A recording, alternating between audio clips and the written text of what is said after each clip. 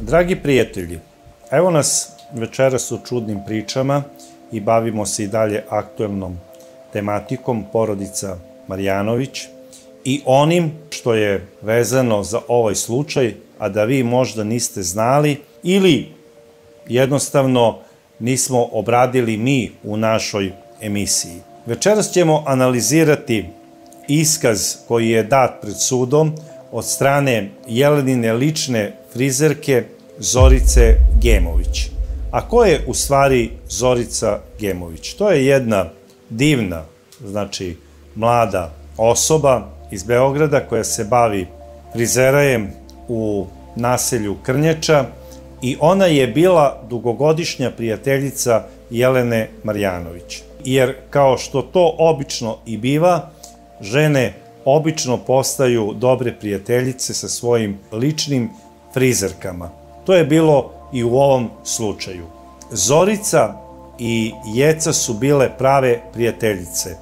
Jelena je cenila Zoricu zato što je ona bila poznata po vrednoći, po diskreciji, da ono što joj se kaže ostaje tajna i važila je za ne samo vrednu frizerku, nego za frizerku koja ima čarobne ruke. Sve što ste poželeli od frizure, ova žena je u stanju da to i napravi. I žene, njene mušterije, upravo zbog toga je prosto obožavaju. Inače, ona je majka 3 dece, časna je žena i svoju koru hleba pošteno zarađuje. Sada ćemo pročitati i njen iskaz iz optužnice. Inače, ova žena, kao što sam rekao, nikada nije osuđivana, niti je imala bilo kakvih problema sa zakonom. Da vidimo šta je rekla pred sudom. Ispitana u svojstvu svedoka na dan 27.11.2017. godine.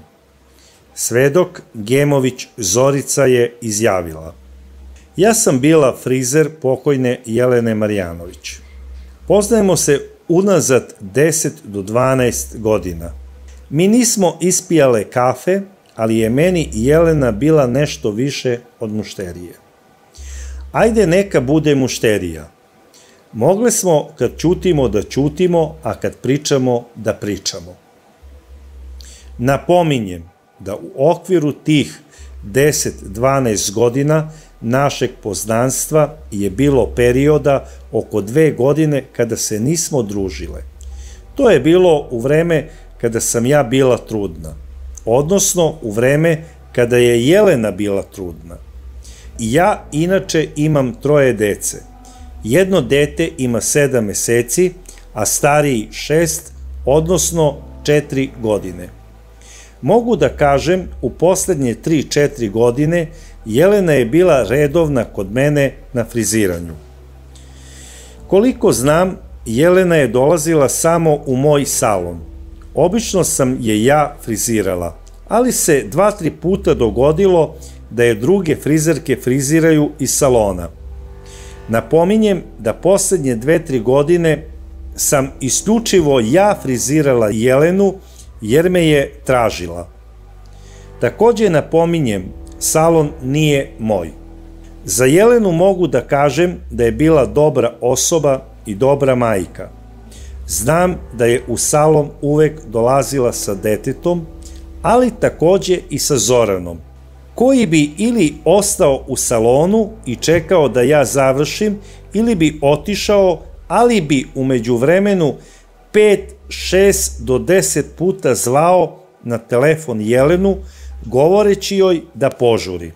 Pa se događalo da dođe u salon i čeka da završimo. Jana je uvek bila sa Jelenom. Znam da je Jelenina mama, pokojna Zorica Krsmanović, čuvala Janu sve do godinu dana, pred smrt kada više nije mogla da čuva dete jer se razbolela. Ali takođe znam da dete nije htelo da ostane kod Zoranovih roditelja. Mislim da su je na kraju upisali u privatni vrtić. Koliko ja znam, Jana nije htela da ostane ni sa Zoranom, već je uvek bila sa Jelenom. Što se tiče Zoranovog i Jeleninog braka, ja znam samo ono što sam lično videla, a to je da se Jelena 2-3 puta rasplakala. S tim što napominjem da je to bilo onda kada bih došla kod nje kući da joj napravim frizuru. Govorila je da joj je dosta svega, da ne može više da izdrži i na moje pitanje o čemu se radi, rekla je ništa ti ne znaš. Inače znam da je Zoran uvek omalovažavao Jelenu, da joj je govorio vidi na šta ličiš, govorio je da je debela, ružna, da ne zna da se obuče i da je tetka. U jednom od trenutaka kada je Jelena rekla da joj je svega dosta, da joj je u kući katastrofa, da joj dođe da uzme dete i da ode, ja sam pitala zbog čega se ne razvede. Ona mi je odgovorila, Zoko, on bi me ubio. Znam da se Jelena stalno svađala sa svojim svekrom, da nije bila u najboljim odnosima sa Zoranovim bratom, s tim što je za svekrvu govorila da je žena okej. I da ona od njih trojice, ovde mislim na Zorana, Miloša i Vladimira, ne sme da pisne. Napominjem da sa tadašnjom devojkom Zoranovog brata Miloša, Milicom, nije bila u nekim odnosima. Nisu imale konflikt, ali nisu bile bliske. Ja sam videla u novinama da se prikazuje kako su pokojna Jelena i Milica bile bliske, ali to nije tačno.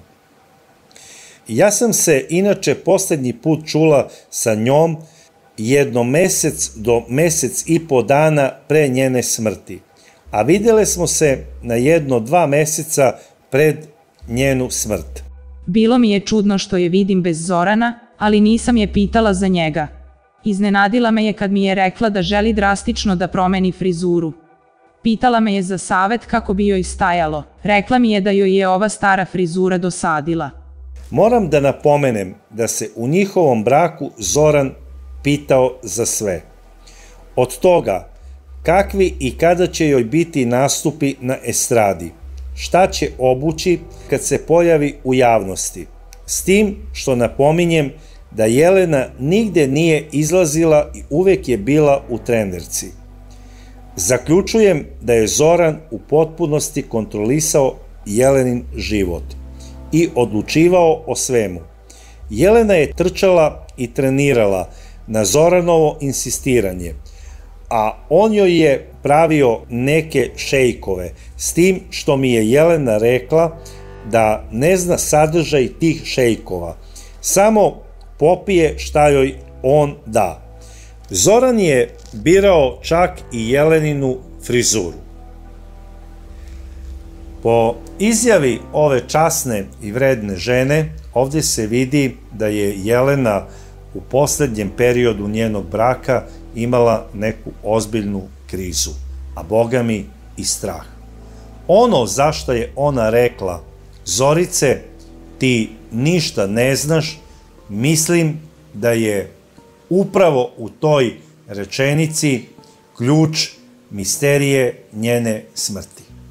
Na pitanje frizerke, dobro, Jeco, zašto se ne razvedeš, ona je rekla, on bi me ubio. Međutim, ona ovde nije precizirala da misli na Zorana. To može da i ne bude on.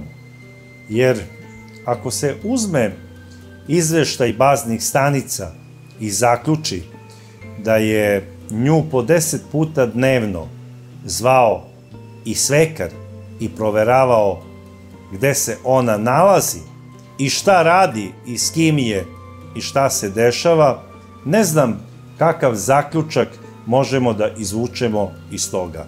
Meni je pomalo neobično da svekar ima toliko interesovanja zasnaju. A iz ovog ovde, što je znači priloženo u ovoj izjavi, vidi se da je Jelena imala mnogobrojne svađe sa svekrom, a Boga mi i strah od njega. Jelena je nešto što se jednom rađa. Znači, domaće vaspitana jedna divna osoba, saosećajna, koja predivna, jedna fina osoba. Najviše mi zavolilo kad su rekli da se švaleriše.